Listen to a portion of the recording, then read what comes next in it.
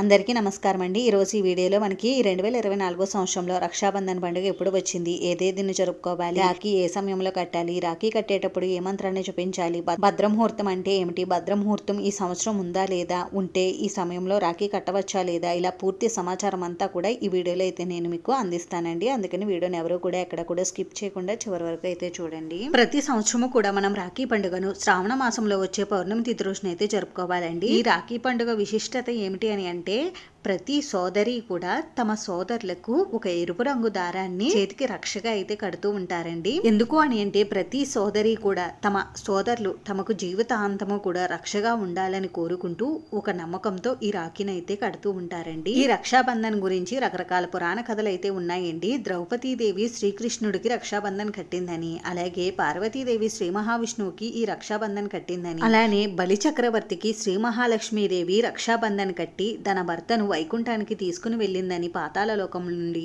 ఇలా కొన్ని పురాణ కథలు అయితే ఉన్నాయండి. ఇంతటి విశేషత ఉందండి ఈ రక్షాబంధన్ పండుగకి. అయితే మనకి 2024 సంవత్సరంలో ఈ రక్షాబంధన్ పండుగ ఎప్పుడు వచ్చింది అని అంటే స్వస్తి శ్రీ చాంద్రమాన శ్రీ క్రోధినామ సంవత్సరం దక్షిణాయనం వర్ష ఋతువు శ్రావణ మాసం శుక్లపక్షం పౌర్ణమి తిథి ప్రారంభం 2024 ఆగస్టు 19వ తేదీ తెల్లవారుజామున 2:36 నుండి ప్రారంభమై 2024 ఆగస్టు 19వ తేదీ రాత్రి 12:45 వరకు అయితే మనకి ఇక్కడ పౌర్ణమి తిథి ఉందండి. ఈ రోజు అంతా కూడా మనకి పూర్తిగా పౌర్ణమి తిథి ఉంది కాబట్టి 2024 సంవత్సరంలో రక్షాబంధన్ పండుగ 2024 ఆగస్టు 19వ తేదీ సోమవారం రోజు అయితే జరుపుకోవాలి. అయితే ఈ రోజు రాఖీని మనం ఏ సమయానికి కట్టాలనేది ముందు తెలుసుకుందామండి. అయితే రాఖీ కట్టేటప్పుడు భద్రముహూర్తం ఈ సంవత్సరం ఉందా లేదా చూసుకుని మనం రాఖీని అయితే కట్టాలండి. అయితే మనకి 2024 సంవత్సరంలో భద్రముహూర్తం అనేది ఉందండి. అసలు ఈ భద్రముహూర్తం అంటే ఏమిటో ఇప్పుడు తెలుసుకుందాం. ఎట్టి పరిస్థితుల్లో కూడా భద్రముహూర్తం ఉన్న సమయంలో రాఖీ అనేది అస్సలు కట్టకూడదండి. అయితే మనకి ఈ రోజు ఈ భద్రముహూర్తం ఏ సమయంలో ఉన్నది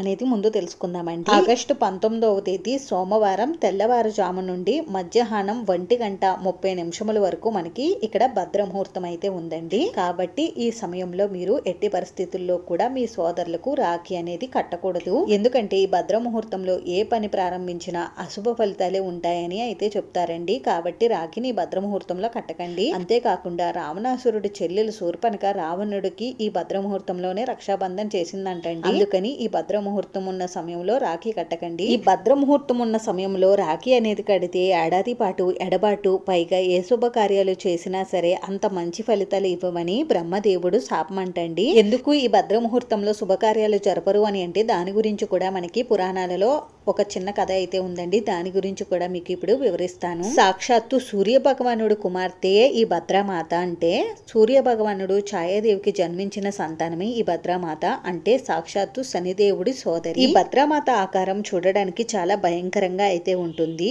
ఈమె లోకాన్ని తన గుప్పెట్లో పెట్టుకోవాలనే సంకల్పంతో ఎప్పుడూ కూడా ఏదో పన్నాగాలు ప్రయోగాలు చేస్తూ ఉండేదట. అప్పుడు బ్రహ్మదేవుడు ఆమెకి బుద్ధి చెప్పి కర్ణాలలో 7వ కర్ణంగా ఆమెకు విశిష్టమైన స్థానాన్ని అయితే ఇచ్చారంటండి.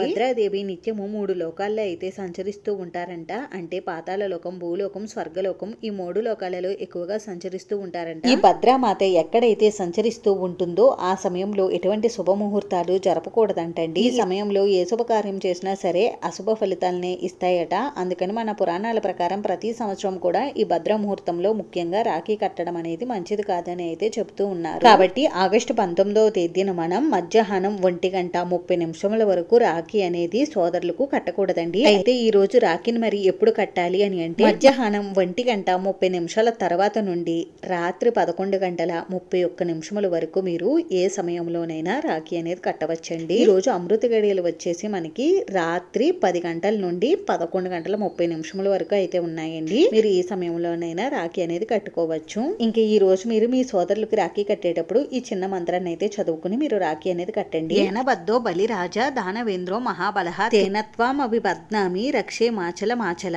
అనే ఈ చిన్న శ్లోకాన్ని చదువుకుంటూ మీరు రక్షాబంధనం అనేది చేయాలి. ఇంకా ఈ రోజు రాఖీ ఎలా కట్టాలి అని అంటే మీరు తీసుకున్నటువంటి రాఖీని మీ పూజా మందిరంలో పెట్టి ఆ రాఖీకి మీరు పసుపు, కుంకుమ, గంధం, అక్షింతలతో పూజ చేసి ఆ తర్వాత ఒక ప్లేట్ లోకి కొద్దిగా పసుపు కుంకుమలని అలాగే ఒక దీపాన్ని పెట్టుకుని మీ సోదరులకి ముందుగా దీపాన్ని చూపించి కుంకుమతో బొట్టు పెట్టి ఆ తర్వాత మీరు రాఖీ అనేది కట్టాలండి. ఆ తర్వాత మీ సోదరుల నోరు తీపి చేయాలి. మీ సోదరులు ఏవైనా మీకు కానుకలు ఇస్తే సంతోషంగా తీసుకోండి.